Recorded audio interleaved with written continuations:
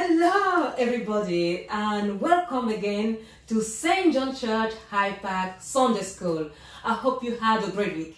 So it is holiday. Some of us are going away, that's good, have fun, and others are not going away. We're still in the city, in the town, inside the house. How can you do to escape that routine? Let's build a new routine. You have to ask the permission to mom and dad or the grown-up who live with you. You can change the poster on your walls. So what about putting things more summary, reminding you the holidays, something like that. So you can start baking. You can do bread, because bread is something to bake is a simple thing because it doesn't take that much.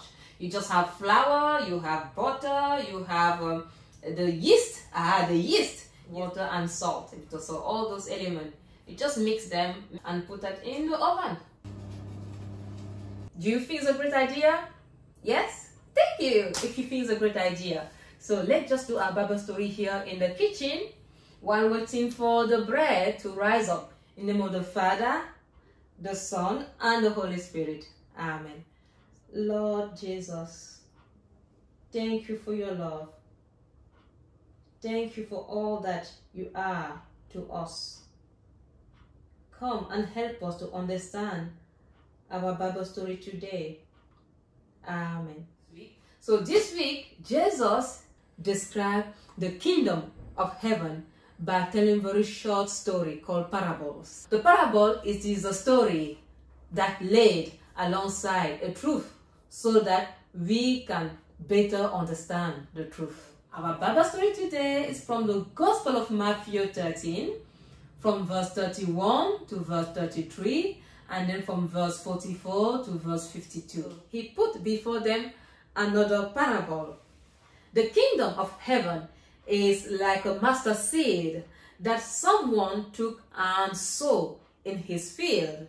It is the smallest of all the seed, but when it has grown, it is the greatest of shrubs and becomes a tree, so that the birds of the air come and make nests in its branches. He told them another parable. The kingdom of heaven is like yeast that a woman took and mixed in with 3 measures of flour until all of it was leveled. The kingdom of heaven is like treasure hidden in a field which someone found and hide. Then in his joy, he goes and sells all that he has and buy the field. Again, the kingdom of heaven is like a merchant in search of fine pearls. On finding one pearl of great value, he went and sold all that he had and brought it. So again, the kingdom of heaven is like a net that was thrown into the sea and caught fish of every kind. When it was full, they threw it ashore, sat down and put the good into basket, but threw out the bad. So it will be at the end of age, the angels will come out and separate the evil from the righteous and throw them into the furnace of fire, where there will be weeping and gnashing of teeth. Have you understood all this? They answered, yes. And he said to them, therefore, every scribe who has been trained for the kingdom of heaven is like the master of a household who brings out of his treasure what is new and what is old. The end.